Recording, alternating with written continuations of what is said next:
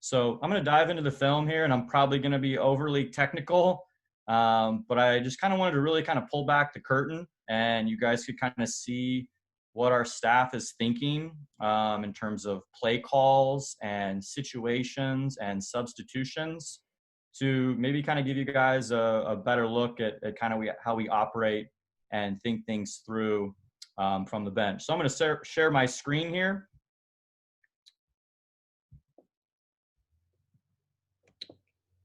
Hopefully everyone can see the film here, and probably based on your internet connection, it might be a little bit choppy for some more than others. But so obviously we're here, Wisconsin on the road.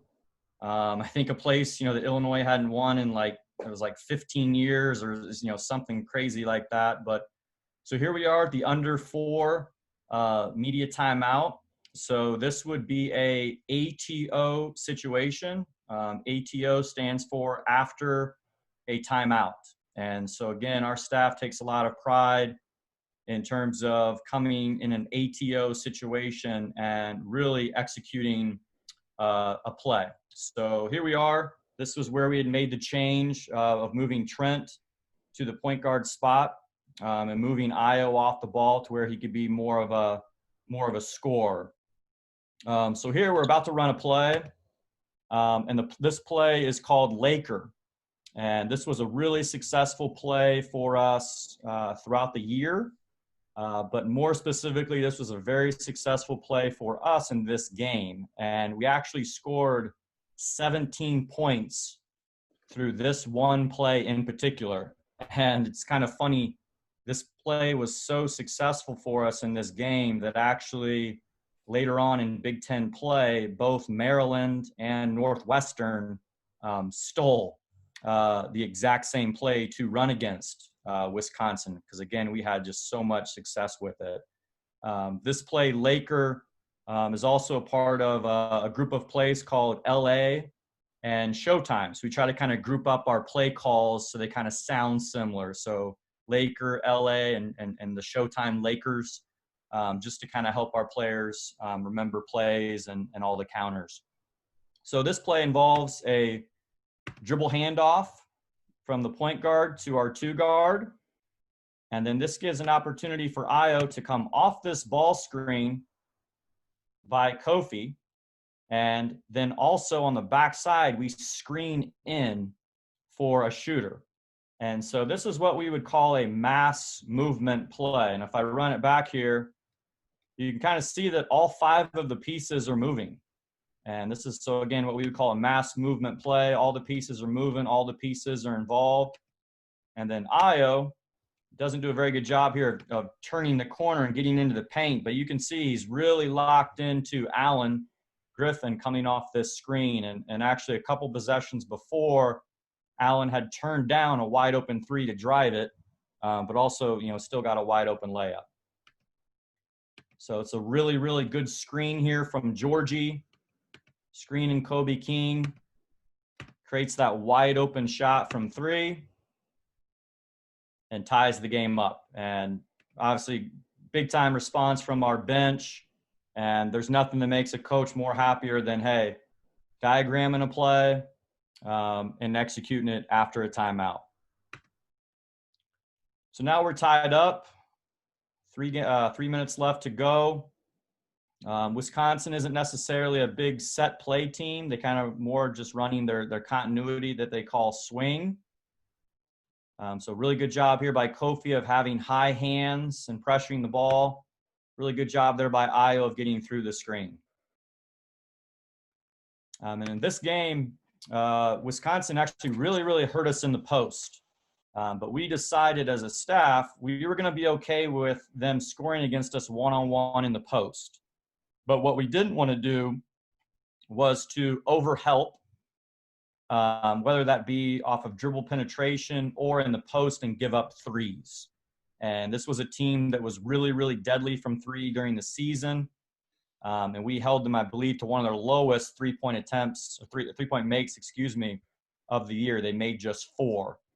So this was kind of our plan of attack, just kind of playing one-on-one in the post, don't double, Don't rotate down and help, and be comfortable with tough shots, just like this. Now, he ends up making this shot, but that is a tough shot over a contested hand.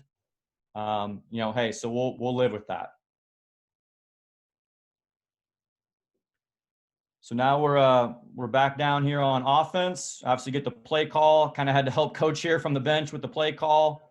Kind of one of my responsibilities when it is not my scout, just to kind of help with the offensive play calling and making sure we're in the right positions and making the right calls.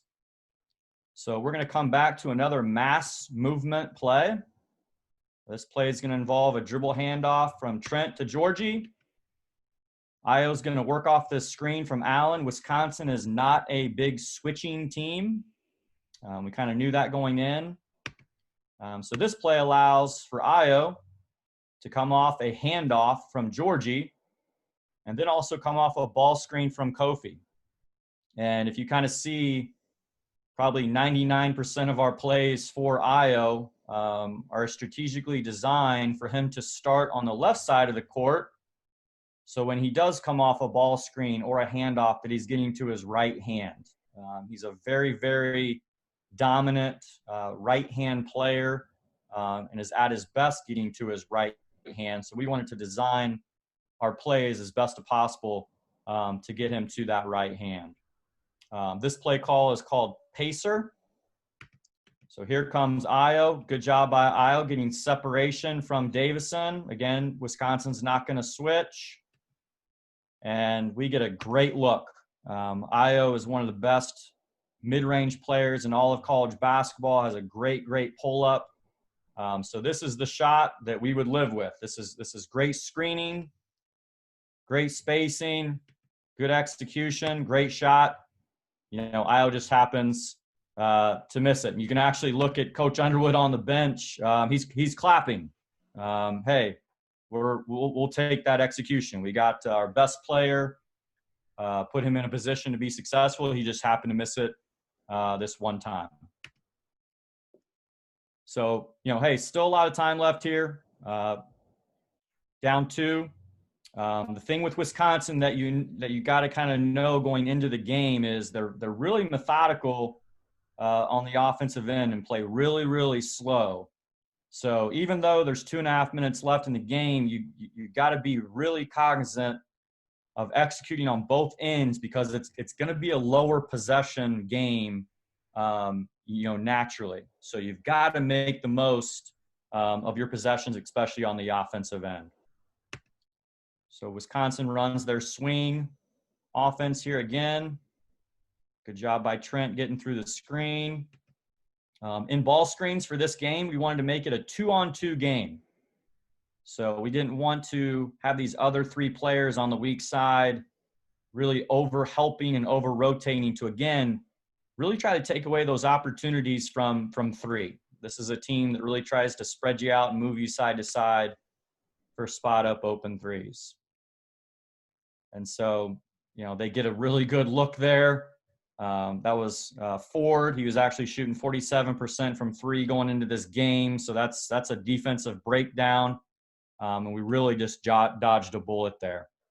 And this is where Wisconsin's really, really good. This past season, our team, we ranked in the top 5 percentile in all of college basketball in transition offense. And we actually scored, it's a pretty amazing number. We scored 657 points in transition last season alone. So we're an up-tempo team, kind of the opposite of Wisconsin, but they do such an unbelievable job, and we'll see it in this clip, of getting back.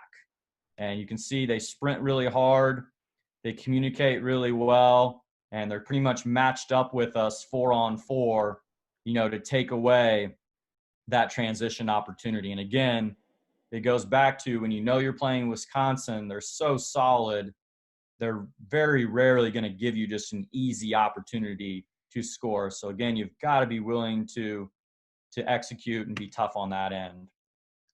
So we're kind of flowing here into offense, and this is just kind of the instincts of being a coach. We don't really have the pieces set. We don't really like the flow of what we got going on.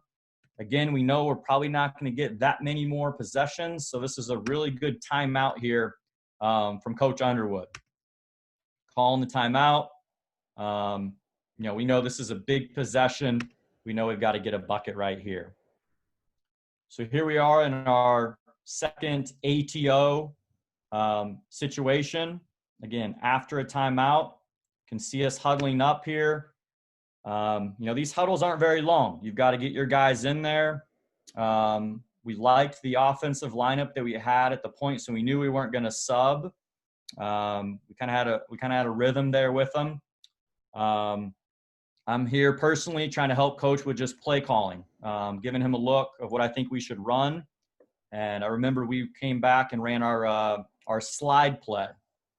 We've still got 14 seconds left on the clock, so we've got plenty of time. But now, instead of going to our mass movement plays, we're probably just going to go ahead and put the ball right in Io's hands.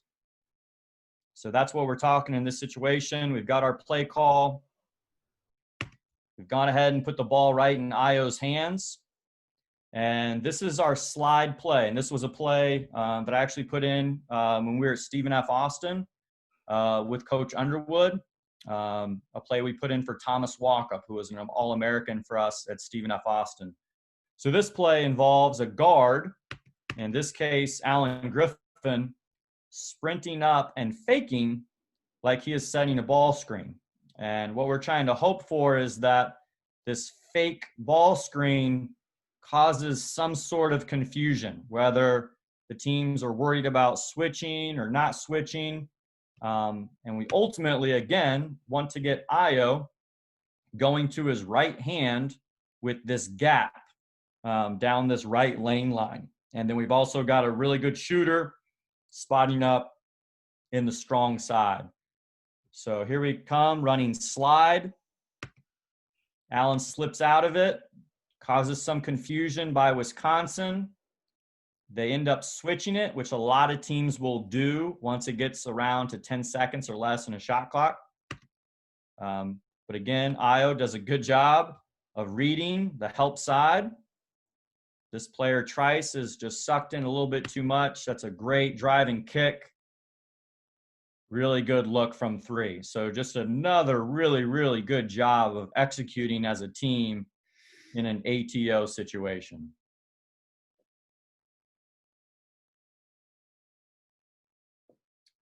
And then kind of Wisconsin comes back with kind of the same situation. They didn't really quite like what they had, so they call a timeout.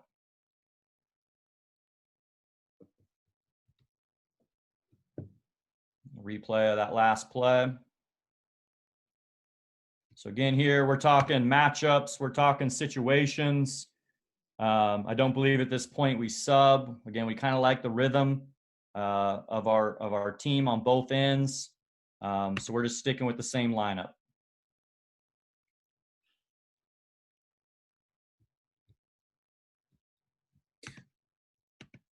So, Coach, can I ask you a question? Yes, sir. So when the other team, like in this case, Wisconsin, goes into a timeout, they're going to come out. Well, I guess you don't know that, but I don't know do you assume that they're coming out with a different play, and then are you trying to guess what play they're coming out with, or how are you? I mean, are you being aggressive on your end of the timeout, or how do you prepare to come out of a timeout? Right. I think the first thing you want to look at, especially late in a game, is have they subbed or not. And you definitely just want to get your pieces set first. And, maybe Wisconsin subs and goes a little bit smaller. So we would probably try to match that up and go smaller as well. In this situation, they didn't sub. But yes, and that's where your film work goes into place of kind of knowing what some favorite plays are. Or to me, it's less about the plays and more about like what matchup they like to go to. And then making sure you've got your best defender on that particular player. But yeah, no, this is again where the film work, where the analytics work goes in, and yeah, you're trying to relay that to your players in the timeouts and help them out as much as possible. Now, Wisconsin's more of a continuity based team running that swing offense, but in this situation, they do run a particular set play because, again, it isn't a late game situation. All right, thanks. So we'll dive into rest of the game here. So Allen does a good job of getting through this stagger screen. So what Wisconsin's trying to do to this play is run Brad Davison off this stagger screen and run him into the post to essentially make him a passer. Brad Davison isn't necessarily a good back to the basket player, but they're just trying to work him into the post to kind of make him a facilitator from there. And as good as that was as of Allen getting through the screen, this is what we would call a really, really just bad foul. Wisconsin's posting up their point guard. He's not much of a threat. He's probably not even going to try to score from this spot, and yet Allen plays for the steal and happens just to run him over. So that's a frustrating play, but this is what we really love, just this tight huddle. And we talk about these things all the time of having road toughness, not showing weakness as a team. It would have been very easy for Allen after making that bad play of hanging his head, and for Io to scream at him, and for everyone to showcase poor body language. But this is the body language that sends a message to their bench, to their fans, that no, we're a tough team. We're tight knit. Hey, we made a bad play, but we're going to move on to the next play, and we're going to be all right. And so we talk about these things a lot, of having tight huddles, picking each other up, having great body language. And to me, that's just a sign of a winning team. Hey, Steven. Yep. Mike Waldbusser wants to know, how are plays signaled in? The Big Ten knows each other so well. How do they not know what we're going to run? Yeah, so we have most of our plays, we just relay them in with a verbal call. And, again, we've kind of already talked about our Laker play. We ran Pacer as well. Some of our plays do have a hand signal as well. But typically we just relay those in with a verbal call. And so that's how we get them in. I feel like we're probably the best team in the entire league in terms of knowing the other team's play calls. And again, I think we just put more kind of film work in. We put more work in terms of just organizing those play calls. And I feel like that's one of our strengths. And that's a big reason we had the best defense in the Big Ten, because usually we're tipping off our players to what's coming. Hey, Maryland calls elbow.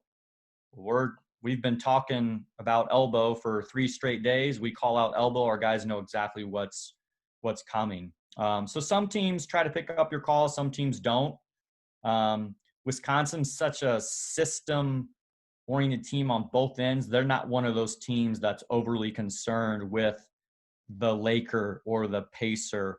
They just kind of do what they do. That's not necessarily a knock on their staff or a knock on their preparation.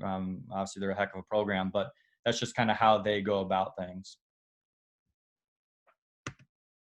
So we've got a really good free throw shooter here. Kind of assume that, he's going to make both of these.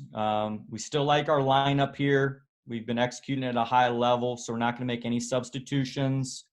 Kind of just keep doing what we're doing here. We're going to relay our play call in here. Again, Lakers been successful for us. So I believe we end up coming back to that. So Davison makes them both. We're down by 1. So here we go. And this is what I love. Hey, their crowd's starting to get into it. You can see their fans starting to jump up and down and get into it. And so this is where your preparation comes in. Of executing in practice, executing in the film room, tough environment, on the road, got to be able to execute your stuff. So here we come back to our Laker play. So again, dribble handoff from Trent to Io. And then again, on the back side, we're going to have Georgie screen in for Allen again. And this was the play where he made that 3. So, and this is where our plays are all tied in together. So number 2 here, Ford for Wisconsin, because Allen just did make that 3, you can see he's really consumed with Allen. He's like, man, Allen just scored off this play. I've got to stop Allen. I've got to stop Allen. Well, what that then creates is this wide open layup for Ayo Dosunmu. And this is where Ayo is so good with his right hand, skipping off this ball screen. This is a technique we teach our guards every single day, of coming off a ball screen, skipping to change space. But again, let's focus on number 2 here for Wisconsin, of just how he's so consumed with Alan Griffin that he does not see Ayo at all until he lays it up. So again, this was not an after timeout situation, but this is executing under pressure. Their crowd was just starting to get into it. They were up 1. We respond. Their crowd then sits down.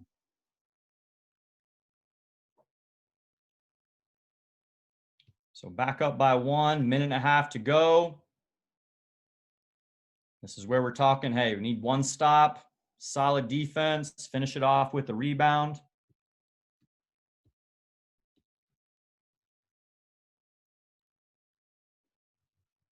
There's Davison off that stagger screen again. Good job by Allen getting through. And this is kind of an interesting matchup we had. So we had actually what we called cross match, where we put our 4-man Georgie on their 5, and we've got our 5 Kofi on their 4-man Ford. And their 5-man had really been hurting us in the post. We felt like Georgie was a better matchup on him in the post. So we were in a cross match right here. And this is where kind of Kofi, just by his nature of having just not a lot of time guarding the 4-man, is really over helping here. And so this is poor execution on the defensive end. And again, our theme was to take away those spot up threes. And he's not really even helping on anything right here. He's just kind of sitting in the paint. Georgia has already taken away their 5-man rolling. So this is a breakdown from Kofi, and that is way too good of a look from 3. So we dodge a bullet there. But then a good job here by Ayo of getting in there. A thing you probably hear a lot if you came to our practices was, long shots equals long rebounds, short shots equals short rebounds. So this was a short shot that equals a short rebound. Really good job there by Ayo of digging out the rebound.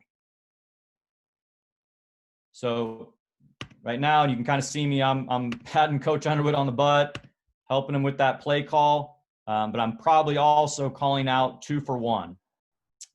What a 2 for 1 is this is kind of the perfect time in a game to get a 2 for 1. There's 56 seconds left in the game. A 2 for 1 means that we get 2 more offensive possessions and they only get 1. And so this is all math. So what we ideally want to do is we want to get a shot off with around 45 seconds left.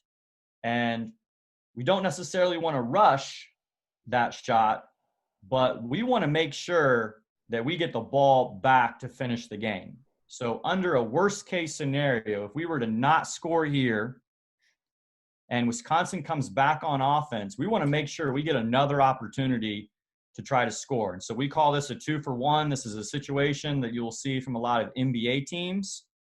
If you actually watch The Last Dance on the Chicago Bulls when they beat the Utah Jazz in Game 6, they executed a 2 for 1 perfectly. So we're talking 2 for 1 here. So ideally we want to get, a shot up here with at least 45 seconds left on the shot clock, because again, that's going to put the ball back in our hands for another opportunity. So, hey, Lakers been working for us. No need to get away from it. So another dribble handoff from Trent to Ayo. Another opportunity for Ayo to skip off this ball screen. Get to his right hand. Now Davison's so concerned with taking away that drive that Ayo just had that he really kind of overhelps. And this is just Ayo being Ayo, making a big time play and putting us in a really, really good position. Now, Now, what's key is the 45 seconds. So now, even if Wisconsin comes down and scores, we're definitely going to at least get another look. But really, the 2-for-1 is now out of play because now we're up by 4. But that was just a really good job of executing, obviously, the play, but also that 2-for-1 situation if we had not made that shot.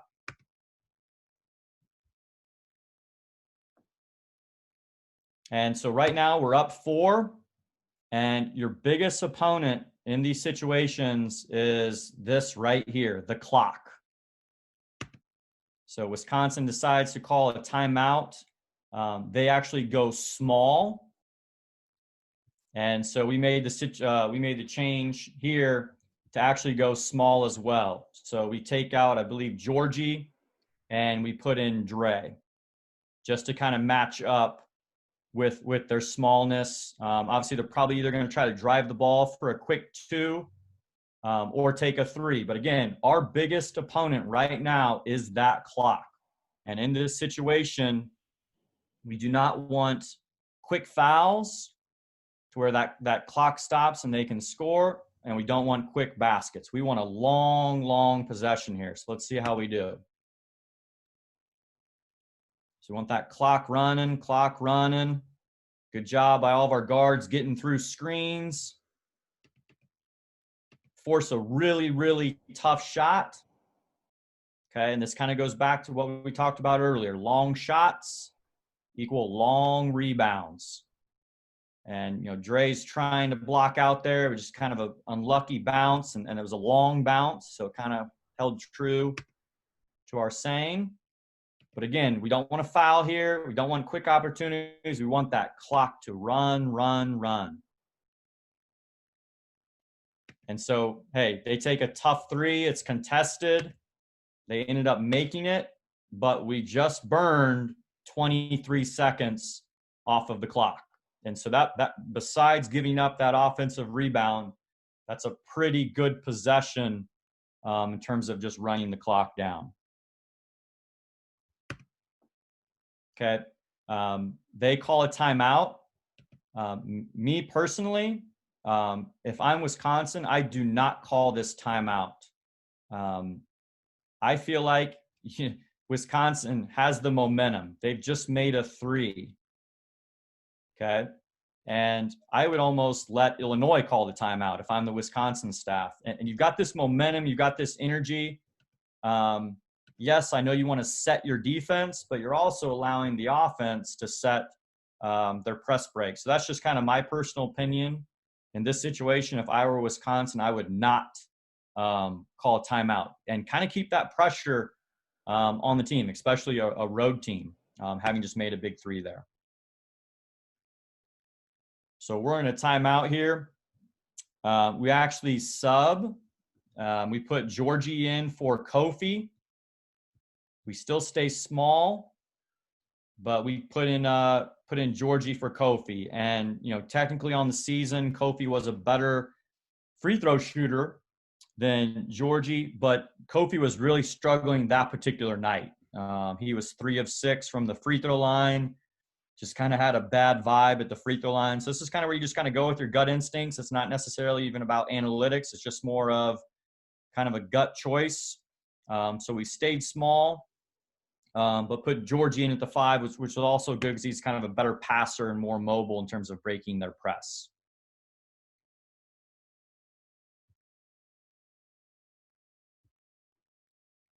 So Wisconsin's going to be in their diamond press break, and kind of ironic, we're also going to be in our diamond, or they're going to be in their diamond, press. We're going to be in our diamond press break.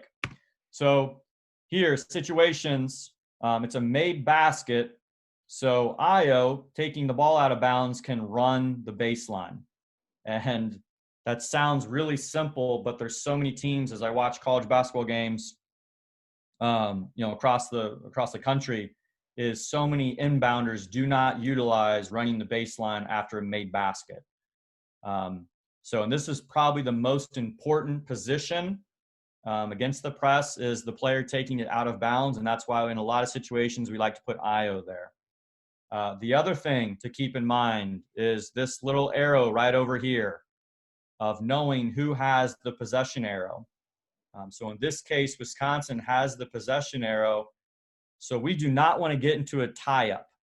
A lot of teams that are well drilled, especially with this much time left on the clock, will just go for the ball and pretty much almost foul you, but go for a tie-up and go for a jump ball, and then all of a sudden they've got the ball back.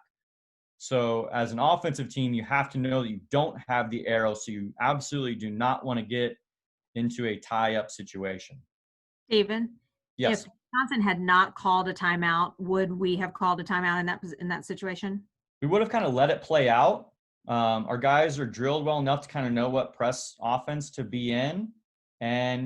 But if it gets to 2, 3, 4 on the inbounds, then yes, we would burn our last timeout. So here we go. Doing our diamond press break. Great job by Io of running the baseline. Now, our two guards here, our two speedy guards, are going to X off of Georgie. They have the choice to either come off of him or just to break to get open. Trent feels like he has an angle, so he breaks to get open. And again, this is why it's really important for Io to run that baseline to improve his angle of passing it into Trent. So good job there of getting the ball in. Now, just being honest, really, really bad job here by Georgie and Dre. As soon as this ball is entered to Trent, both Georgie and Dre should get down the court. What we want to do against teams that are pressing is stretch them out and get down the court to where they have to cover long, long spaces. Well, both Dre and Georgie just kind of stand, and now that allows for these Wisconsin guys to really clog it up. So this is kind of a poor job of executing. Even here, these guys need to get down the court and really stretch them out. Obviously, we've got 10 seconds to get the ball across half court, and we also have a timeout in our back pocket. So as a staff, we're kind of counting this down in our head. If we feel like we're back on our heels, then we would burn a timeout, and then your 10-second count actually resets. So we end up getting the ball to Georgie. Now, Georgie should probably, knowing that he's a 61% free throw shooter, should turn and face and throw it to Dre for two reasons. Dre's a better free throw shooter, and then, hey, that might, burn off 2 or 3 more seconds of the clock. So, hey, not a great job. Georgie, in this situation, was probably the last player on the court we wanted to get the ball to. But, hey, we didn't turn the ball over, and we're still in a good position here to win the game.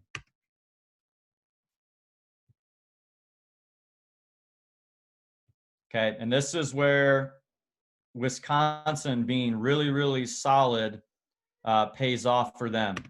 As you can see, we're not in the double bonus yet. We're in a tight game here, late in the game. Against most teams, this would be a double bonus, and Georgie would obviously then get 2 free throws. But because Wisconsin is so solid, they're one of the best teams in the country at not fouling, it puts them in a better position here to where now this is all of a sudden a 1-and-1.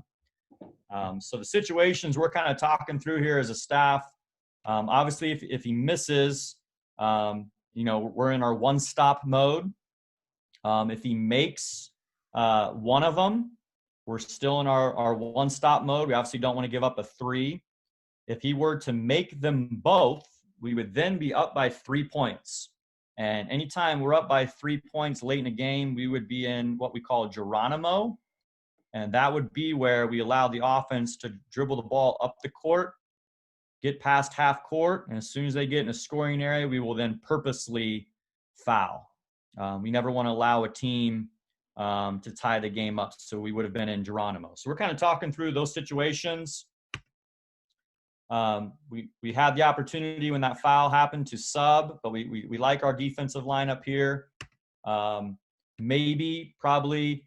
later in the year, we probably would have subbed in DeMonte, But again, we kind of just like the energy and what we got going here with our current guys. So Georgie steps to the line. He obviously misses it. And this is where it's really important. And we talk about this in our situations. If you're Dre and if you're Allen, to not go over the back and to not foul. There's so many teams that try to go for this rebound and go over the back, and then all of a sudden you foul Wisconsin and they've got 2 free throws and they're up. So even Allen here, he's really pushing it, getting this hand in there. You never want to allow an official an opportunity to make that call. Also, this is a no-no. I mean, this would get Allen chewed out in the next day's film session of playing for that steal right there. He needs to sprint back and get matched up. But good job here by talking, pointing, getting set up. Drive, a really, really good contest here by Georgie. And then if you remember earlier, we talk about long shots equal long rebounds, short shots equal short rebounds. So this is a really good job here by Dre and Io of blocking out and getting in there and securing the rebound. Now, if you're Allen here, you just want to pivot, pivot, pivot. Obviously, they've still got the arrow, so you don't want a tie-up situation. But this is a pretty bad play here, trying to make this pass. I know he's trying to get the ball to Io and burn some clock, but he almost hands this ball to Brad Davison right underneath their basket. And so in this situation, if you're Allen, you want to just pivot, pivot, pivot, and be strong with the ball, or just speed dribble all the way up the court. But this is a high risk play. Obviously, they end up going to the video review. The game was over. If it had have been their ball, there probably would have been like 0.2 or maybe even 0.1 left on the clock. And so that means they have to tip the ball in. If it's 0.3 or less, they cannot catch and shoot the ball. They have to tip it in. So if we would have been in this defensive situation, we would have put Georgie on the inbounder on the ball, and then we would have formed a box essentially around the basket to protect against any lob or tip in opportunities. So they end up reviewing it. The ball had been out of bounds. And so we win the game and get a big one.